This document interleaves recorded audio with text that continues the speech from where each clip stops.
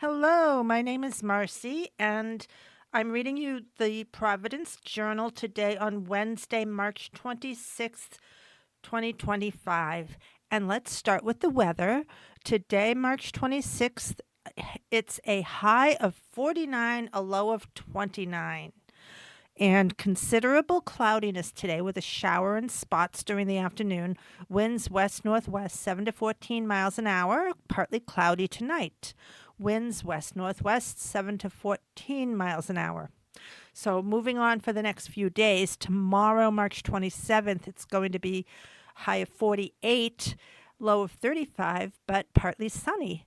And Friday, it will be a high of 55, the warmest day of the week, low of 39, partly sunny and breezy. And Saturday, it will be a high of 42, low of 37 with a few morning showers.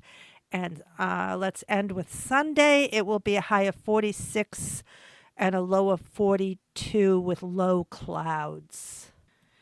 Okay, first article on the front page is titled A New Team Takes Over, subtitled Work Crews Begin Demolition of McCoy Stadium. And this is written by Patrick Anderson of the Providence Journal USA Today Network. Pawtucket. Over the center field fence, some 500 plus feet from home plate, an excavator Monday grappled with blue steel girders ripped from the side of McCoy Stadium as the beloved Rhode Island ballpark entered its final inning. In the rest of the country, a new baseball season is just days away. In Pawtucket, a professional baseball is over, maybe forever. McCoy Stadium's days have been outnumbered since the Pawtucket Red Sox left town in 2019, and over the coming months, residents will be able to watch as the 83-year-old structure is slowly reduced to rubble and carted away. By the end of the summer, it should all be gone, and work can then begin on the construction of a new Pawtucket High School. How long will it take to tear the stadium down? Demolition is scheduled to run from March through July, according to a timeline of the high school construction project from Pawtucket Schools. The high school itself is supposed to be substantially finished by the end of 2028. Tearing the stadium down and clearing away all the debris was estimated to cost $17.7 million in Pawtucket's November 2023 application to the state for school construction assistance. How much will it cost? Tearing the stadium down and clearing away all the debris was estimated to cost $17.7 million in Pawtucket's November 2023 application for state construction assistance. Another $1 million was budgeted for site remediation. At that point, the total high school construction project, including demolition, was estimated at $330 million. The latest estimates have revised that down to $314 million, according to Grace Vall, spokesperson for Mayor Donald Grebian. The new high school is being paid for with borrowing approved by Pawtucket voters last year. The city expects the state to pick up 80.3% to 89.2% of the cost of the high school project, including demolition. So Rhode Island taxpayers will be footing the bill to tear apart a place many have fond memories of. Will there be traffic disruptions? Maybe, but the city and schools do not have any specifics to offer on Monday. A notice to Pawtucket School Factory, Jenks Junior High School is across the street from McCoy, said the stadium site is no off limits but to all but construction workers. Clearing the vegetation and debris from the perimeter would be happening soon. A groundbreaking ceremony for the new high school is scheduled for April 10. What will happen to Shea and Tolman high schools? The Rhode Island Historical Preservation Commission said that McCoy would be eligible for listing in the National Register of Historic Places. Tolman High School contributes to the Exchange Street Historic District, and Shea High School is listed on the register. Vacating these buildings without an adequate plan in place for their preservation or continued use by the city or others would result in adverse effects, which can be avoided through planning at an early stage in the process. Jeffrey Emedy, Interim State Historical Preservation Officer, wrote in September 2023, "Can I get a piece of McCoy? No. The city sold some rows of seats at an auction last summer. Some of the seats are going to East Providence, where they will be used for that city's high school baseball field. Pawtucket schools are getting the rest, along with the foul ball screen, lights, and foul pole," Vole said. Next article is titled "Activists Protest Wording Change in RIIL Policy. Phrasing Affects If Trans Students Can Participate." Warwick. It was a standing room only crowd for Monday's Principals Committee on Athletics meetings at the RIIL offices, and not because those in attendance wanted to hear about potential changes to the state golf tournament. Recent changes in verbiage to the RIIL policy on transgendered students participating in athletics drew the attention of activists who came armed with signs ready to protest the change. They peacefully entered the building, were told only agenda items would be discussed, and tried to explain what they were looking for. The league's old policy said that all students should have the opportunity to participate in RIIL activities in a manner that's consistent with their gender identity, irrespective of the gender listed on the students' records, said Paul Pasaba, a teacher at Blackstone Academy Charter School in Pawtucket, who took advantage of a brief pause after the golf talk to speak to those gathered for the meeting. Previously, the league stood up in defense of transgendered youth inclusion. "Your policy puts the onus on principals and athletic directors to make the decisions based on the individual's participation in sports. Policy wording hasn't changed, but whether or not transgender athletes can play hasn't. Policy wording has changed."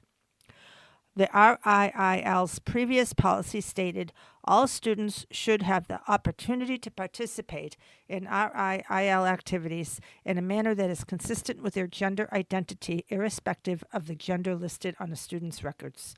In early March, the RIIL changed the wording of the policy to read, "The RIIL recognizes the value of participation in interscholastic sports for all member school student athletes. Member schools are responsible for ensuring compliance with all applicable state and federal laws when determining gender-based eligibility for participation." Why the protesters wanted the RIIL to reverse its policy change. Motivation for this change came from a small group of radical activists who would rather attack youth sports than keep them open for everyone, said Syed Menebi, a teacher at Blackstone Academy Charter School who organized the petition. "You may argue this policy is simply a correction to an earlier overreach." In a press release sent to the Providence Journal with Menebi listed as the contact, the group demanded the previous policy that allowed student athletes to participate in sports consistent with their gender identity be reinstated. The group said that RIIL is in a unique position because it establishes its own rules and regulations for participation of member schools and is not directly subject to executive orders relating to gender and gender identity. How the RIIL works. While the wording of the policy has changed, transgender athletes can still compete for RIIL sanctioned teams. The RIIL also doesn't establish its own rules and regulations. Rules and regulations are created by various committees made up of coaches and administrators from member schools. And once they're put in place, the RIIL offers guidance on how schools can follow those policies. As for the policy change, RIIL Executive Director Mike Lunny said it wasn't something that happened overnight due to pressure from a small group of radical activists, as Menebi mentioned. There's been a lot of local and national interest around this topic, Lunny told the Journal.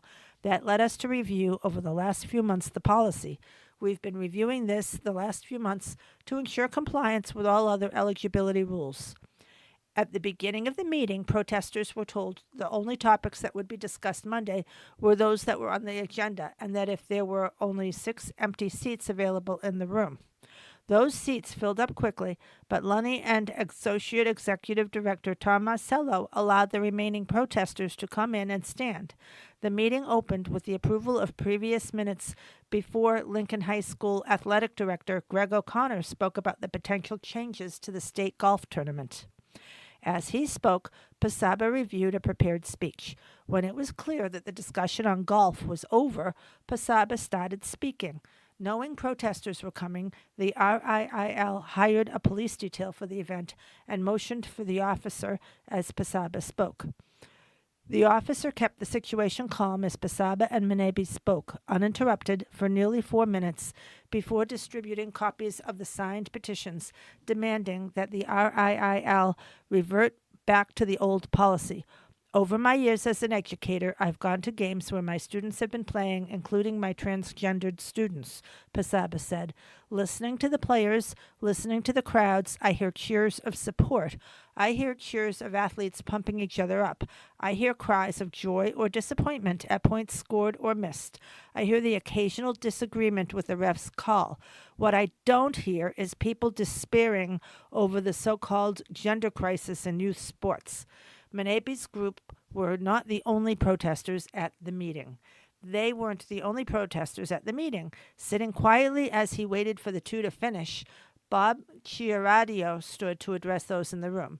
Chiaradio, who's from Westerly, has spoken around the state at various meetings and on radio about transgendered athletes competing in high school athletics. This is about safety. This is about fairness, said Chiaradio, who was interrupted on a few occasions by protesters as he addressed those in attendance. It's not about having our girls in private spaces violated. After the meeting, Menebi and Pasaba took time to explain why attending Monday's meeting was so important to them. This decision was made and communicated via email to athletic directors and administrators, Menebi said. I couldn't find the minutes for any previous meeting this year, so how the decision was made was very unclear. We felt it important to have an immediate response about the change in policy and how the public will have a response to it. This is not that many individuals that we're talking about here, Pasaba said. This is a civil rights issue. We can't accept it when any person's civil rights are being stripped away. How both sides framed their perspective. Chiarati spoke about girls having the opportunity stripped away on athletic fields because of biological advantages athletes born as males have over athletes born as females. Menebi disagreed with Chiarato's stance. Overall biological advantage is not an issue, said Menebi, who referred to grip strength as one of the factors. I think those types of arguments sort of distract from the idea that these people want to exclude transgenders from sports and from public spaces. There's a natural biological differences within genders. We would never say she just seems stronger or faster than other girls, and that's just not fair. There's a difference among cisgendered people. It's not like kids take a test before they start participating in sports to say, oh, is this person too fast or too strong to participate with the others? They're going to have too much of an advantage, Pasaba said. Biological advantages just exist, and everybody accepts that. They accept people have advantages, like some students' parents have more money and they can pay for private coaching. We can just accept those advantages, but as soon as it becomes about transgender or gender nonconforming people, that's when everyone gets up in arms. There's no effort to eradicate anyone who is confused with their sexual identity ever, Chiarato said. This is an issue of fairness and safety and protection of biological girls, plain and simple. Competitive athletes, there is competitive athletics. There is an inherent biological advantage that males have over females, and it is simply not fair or sage to allow biological males to compete with biological females, Chiarato said. It is common sense. There are very few transgendered athletes competing anywhere, Pasaba said. This is an issue cooked up to divide and distract Americans. Research shows trans youth are at a higher risk of depression, homelessness, and suicide than their cisgendered peers, Menabi said. Those of us who work with LGBTQ young people are worried about the trends worsening now that trans people are being targeted by lawmakers all over the country. Sports offers them the joy and camaraderie that they deserve. Motivation for this change came from a small group of radical activists who would rather attack youth sports than keep them open for everyone. Syed Menabi is a teacher at Blackstone Charter School. And this article was written by Eric Rueb of the Providence Journal USA Today Network. And the final front page article is titled Providence Place Limits Time When Unaccompanied Teens Are Allowed, written by Wheeler Cowperthwaite of the Providence Journal. Providence Place Mall is barring youths under the age of 18 during school hours on weekdays and after 5 p.m. every day unless they are with a parent or supervising adult who is at least 21 years old. The change is one of many that started at the mall on Monday, March 24th, under the leadership of the mall's receivers, lawyers John Dorsey and Mark Russo. New Providence Place mall security measures announced. A slate of changes at the mall were announced Monday, mostly aimed at security. The changes include new doors on the Providence Place side of the Sky Bridge that connects the Omni Providence Hotel to the mall. To better regulate access and enhance safety in this area, coupled with increased security personnel, foot patrols, and upgraded security cameras. Those doors are locked at 1 a.m., according to the printed notices taped to the doors. Increasing the hours for security workers to ensure continuous monitoring and rapid response through the mall, installing new surveillance cameras and a new server to keep the monitor footage. A collaboration with the Providence Police Department to prosecute people who've previously trespassed to the fullest extent, ensuring a secure environment for all. These initiatives are part of a broader effort to revitalize Providence Place Mall, attract new tenants, and enhance the overall visitor experience, according to a news release from Sarah Dell of Advocacy Solutions, LLC. In December, Superior Court Judge Brian Stern appointed Dorsey and Russo as the mall's permanent receivers. That gives them control over the mall, including its budget, gives them the power to sell it, which they said is the final plan. In the press release, Dorsey wrote that the extra safety measures are part of a larger goal to restore and install confidence in Providence Place as a safe and vibrant destination.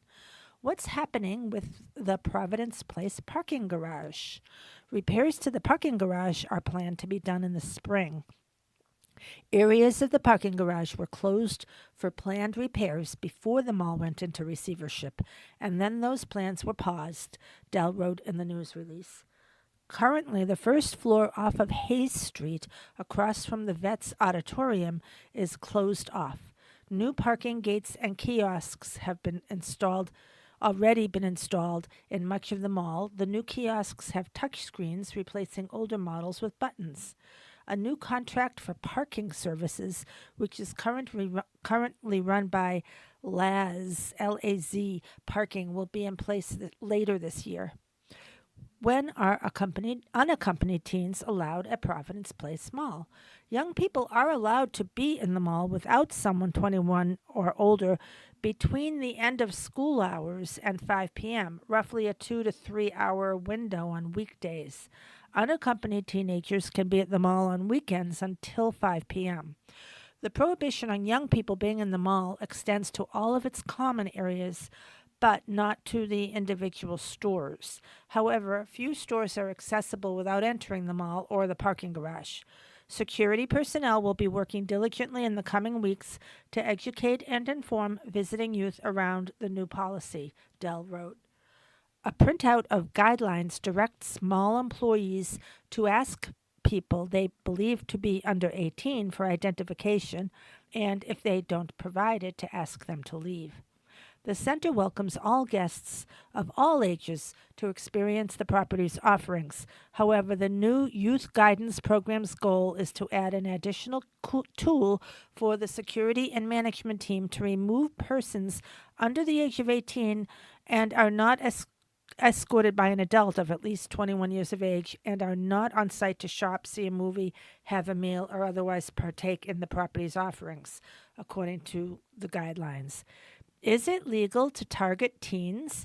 ACLU of Rhode Island Director Stephen Brown wrote in an email that the policies targeting young people are probably lawful because they target a group that often has some of the fewest protections against discrimination as a class: minors. While stores and other private businesses do not have to abide by the constitutional constraints that government entities must, they are nonetheless generally subject to laws that bar discrimination in public accommodations. So they are not completely free to do whatever they want to whomever they want, he wrote. But in protecting people from discrimination on the basis of age, those laws apply only to people 18 years of age and older. Demanding that teens hand over their IDs is legal because it still gives people an option. They can leave instead. If security started detaining people simply for refusing to present ID and didn't give them a choice to refuse and leave the premises, that would raise different issues, he wrote. Read Providence Place Mall's new Code of Conduct. The new Code of Conduct prohibits groups of 4 and above that are walking, congregating, or otherwise engaging in activity that hinders the flow of shoppers, obstructs entryways or walkways, or creates a safety hazard. People in the parking garage and stairwells will be dispersed if they're not entering or leaving. Prohibition on excessive noise, music, or anything likely to provoke a disturbance or infringe on the rights or peace of other patrons in the center. No horseplay, running, or use of scooters, hoverboards, or segways. No photographing or videography in an intimidating or threatening manner or in a manner that compromises the safety or security of any individual or entity, while any professional photography not approved by the mall is banned. No masks, except for medical ones. Free speech activity is not authorized in advance by center management is prohibited. Other malls also limit groups of congregating together. At the Warwick Mall, the first rule of conduct targets groups of 5 or more, not allowing them while walking or congregating in the mall. Garden City Center has no such prohibition on groups, but does have prohibitions on loitering, lingering, and or blocking property exits and storefronts. Okay, away from the front page, there's an article about PPAC. PPAC announces new lineup full of Broadway hits adventure. The upcoming season at the Providence Performing Arts Center promises to take patrons on an adventure. From critically acclaimed and award-winning shows to comedy performance and holiday specials, the 25-26 season offers a range of options for theatergoers. A number of shows in our upcoming season have storylines where the lead characters go on a great adventure to a new destination or a new state of mind, J.L. Lynn Singleton, president and CEO of PPAC, said in an announcement in a statement announcing the schedule. We invite you to come along for the ride and join us as a subscriber to PPAC's 48th Broadway season. Here's a look at what you need to know. Taco and the White Family Foundation Broadway series performances, Harry Potter and the Cursed Child. That's September 19th to October 4th, 2025. Winner of 6 Tony Awards, including Best Play. This follows Harry Potter's headstrong son Albus as he befriends the son of his fiercest rival, Draco Malfoy, sparking an unbelievable new journey for them all with the power to change the past and future forever. Then Water for Elephants is December 2nd to 7th, 2025. After losing what matters most, a young man jumps a moving train, unsure of where the road will take him, and finds a new home with the remarkable crew of a traveling circus and a life and love beyond his wildest dreams. Seen through the eyes of his older self, his adventure becomes a poignant reminder that if you choose the ride, life can begin at any age. Suffs is playing January 20th to 25th, 2026. Created by Shayna Taub, the first woman to ever independently win Tony Awards for Best Book and Best Score in the same season, this direct from Broadway performance is about the brilliant, passionate, and funny American women who fought tirelessly for the right to vote. Wicked is coming March 4th to 22nd, 2026. Long before Dorothy arrives, there is another young woman born with emerald green skin, smart, fiery, misunderstood, and possessing an extraordinary talent. When she meets a bubbly blonde who is exceptionally popular, their initial rivalry turns into the unlikeliest of friendships until the world decides to call one good and the other wicked. The Outsiders, April 14th to 19th, 2026. The winner of 4 2024 Tony Awards, including Best Musical. The Outsiders tells the story of Ponyboy Curtis, his best friend Johnny Cade, and their greaser family of outsiders as they battle with their affluent rivals, the Sox, navigating the complexities of self-discovery as the greasers dream about who they want to become in a world that may never accept them. Kimberly Akimbo, May 5th to 10th, 2026, is a new musical about growing up and growing old. Kimberly Akimbo is the winner of 5 Tony Awards, including Best Musical. Kimberly, who is about to turn 16 and recently moved with her family to a new town in suburban New Jersey, is forced to navigate family dysfunction, a rare genetic condition, her first crush, and possible felony charges. Ever the optimist, she is determined to find happiness against all odds and embark on a great adventure. Next, Encores Series 6, October 22 to 26, 2025, from Tudor queens to pop icons. The 6 wives of Henry VIII take the microphone to remix 500 years of historical heartbreak into a euphoric celebration of 21st century girl power. Hadestown is coming November 7 to 9, 2025.